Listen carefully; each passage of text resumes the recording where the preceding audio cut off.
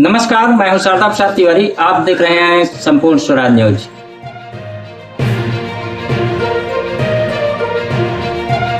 आज की बड़ी बहस और हमारी विशेष रिपोर्ट का विषय है न्याय की कुर्सी से सियासत के मैदान तक। हाल ही में पश्चिम बंगाल के कलकत्ता हाई कोर्ट के पूर्व न्यायाधीश अभिजीत गंगोपाध्याय के इस्तीफे और उनके राजनीति में शामिल होने के बाद एक नई संवैधानिक बहस छिड़ गई है। क्या जजों का सेवानिवृत्ति के बाद तुरंत राजनीति या सरकारी पद संभालना सही है?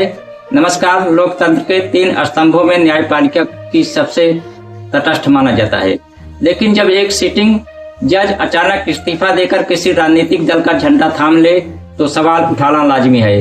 मामला पश्चिम बंगाल का है, जहां पूर्व जस्टिस अभिजीत गंगोपाध्याय ने कलकत्ता हाई कोर्ट से इस्तीफा दिया और महज 48 घंटे के भीतर भाजपा में शामिल हो गए।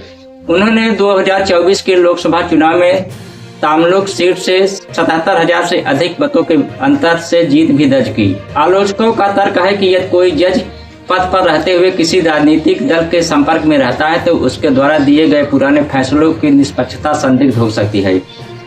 मुख्य न्यायाधीश D.Y. चंद्रचूड़ और जस्टिस B.R. गवई जैसे दिग्गजों ने भी चिंता जताई है कि रिटायरमेंट के तुरंत बाद सरकारी पद या राजनीति में जाने से न्यायपालिका पर जनता का विश्वास डगमगा सकता है।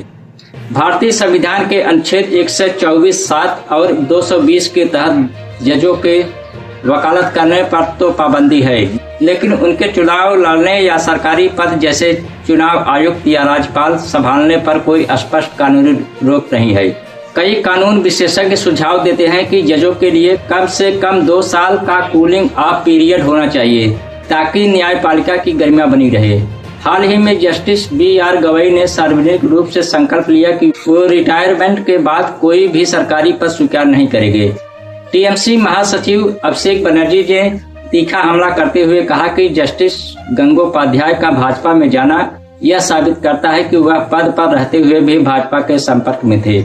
उन्होंने आरोप लगाया कि उनके पिछले फैसले राजनीतिक रूप से प्रेरित हो सकते हैं। संजय राउत ने टिप्पणी की कि एक सीटिंग जज का राजनीतिक दल में शामिल होना पक्षपात का संकेत देता है और यह जनता के बीच न्यायपालिका की छवि को धूमिल करता है। कांग्रेस और अन्य विपक्षी नेताओं का तर्क है कि अगर जज रिटायरमेंट के बाद इनाम की उम्मीद करेंगे तो वे निष्पक्ष न्याय कैसे दे पाएंगे। विवाद सिर्फ राजनीति तक सीमित नहीं रहा। प्रचार चुनाव के दौरान जस्टिस गंगोपाध्याय की टिप्पणियों पर चुनाव आयोग ने भी कड़ी आपत्ति जताई।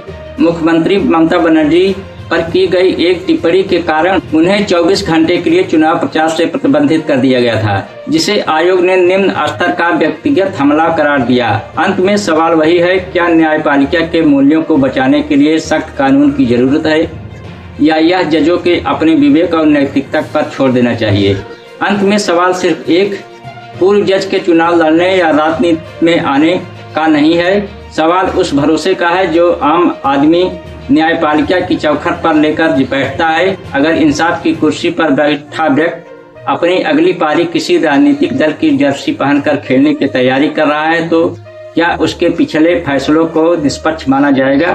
क्या संविधान में कूलिंग ऑफ पीरियड जैसे सख्त नियमों की कमी लोकतंत्र के इस सबसे बड़े मजबूत स्तंभ को कमजोर कर रही है? न्यायपालिका की गरिमा बची रहे, इसके लिए लक्ष्मण रेखा खींचना अब वक्त की जरूरत बन गया है। इस पूरे मुद्दे पर आपकी क्या राय है? क्या जजों को रिटायरमेंट के तुरंत बाद राजनीति में आना चाहिए?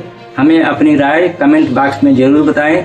देश और दुनिया की तमाम बड़ी खबरों के लिए बने रहिए हमारे साथ और देखते रहिए संपूर्ण स्वराज न्यूज।